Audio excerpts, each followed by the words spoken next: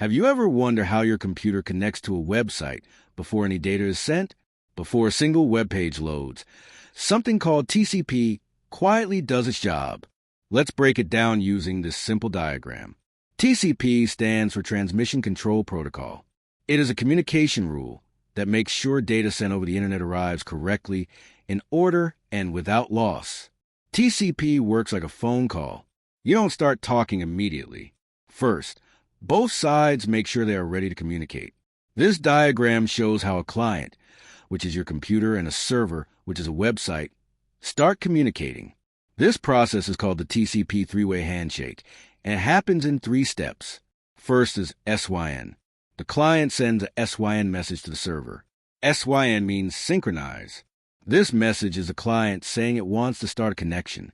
For example, when you type a website address like google.com into your browser, your computer sends a SYN message that basically says, "Hey server, I want to connect. Are you available?" Next is SYN-ACK. The server responds with a SYN-ACK message. This means the server received the request and is ready to communicate. In simple terms, the server is saying, "Yes, I'm here and ready." The final step is ACK. The client sends an ACK message back to the server. ACK means acknowledge. This tells the server that the client received the response and is ready to begin sending and receiving data. At this point, the connection is successfully established. Here is a real-life example to make this easier to understand. Imagine ordering food online.